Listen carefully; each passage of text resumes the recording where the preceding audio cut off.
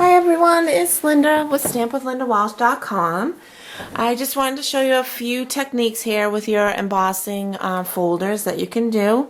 What you'll need is the brayer. So we're going to do two different types of techniques with this in your embossing folders.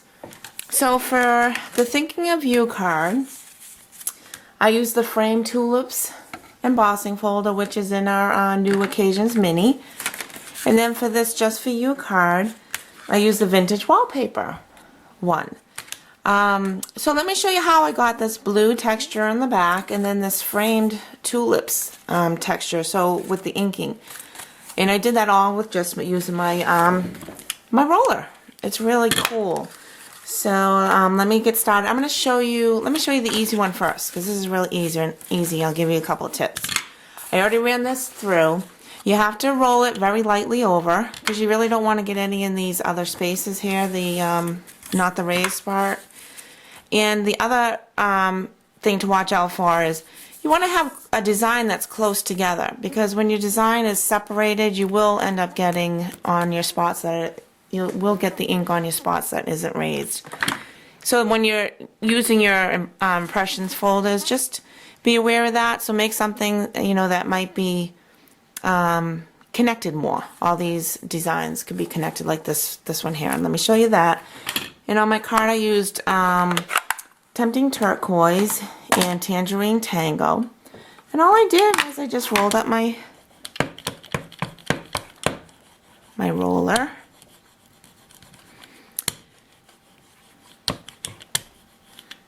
Okay, and that will just get me started. And I just start, whenever I use my roller, you start off the paper and you go onward, and just do it light. You can even have it all different shades of blue if you'd like.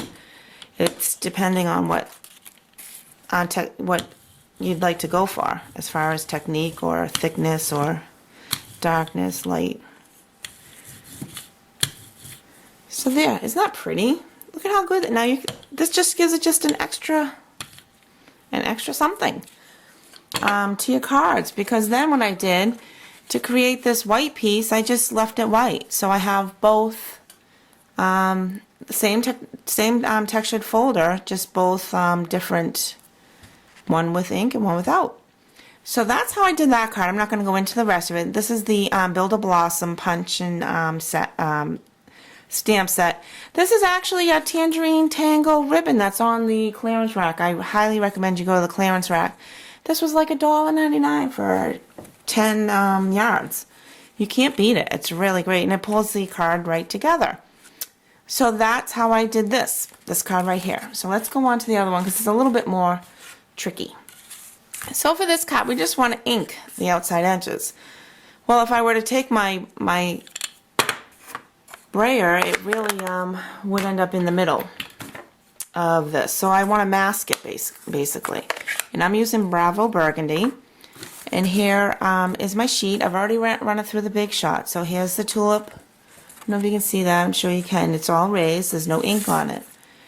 What I'm doing is I'm taking a mask, and I forgot to measure this for you, but you basically just want it on the inside. Let me just do a quick measurement. So I cut this 3 by about 4 1/8. So give or take 1/8. And we're going to do the same thing. You're going to ink up your brayer.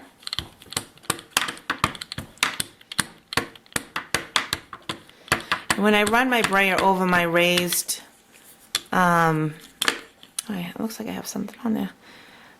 When I run my brayer over the raised part, I don't do it hard. I'd rather go over it more times than putting pressure on it, because then you will have a chance of it smudging. So this is all I did for this. And just kind of go dark if you'd like. You might get some on the edges, but you can just cut that off. And then I just turned it. I probably could have left this in there. Okay. And we'll just go a little bit. And really, in essence, you really don't need to ink the whole thing. Just ink the left side of your brayer if you're a righty. Oops. Kind of moved it. But But you get the idea, right? So it's just gonna color itself as you go around. And there you go. I'm just gonna, there it is. Now I could have probably darkened that up. I probably will when I go off the camera. But this is how I got this card. This little technique, isn't it awesome? So think of your embossing folders like this and find out, you know, try whatever works. You know, it's you'll get a lot of different looks with just one embossing folder, I think.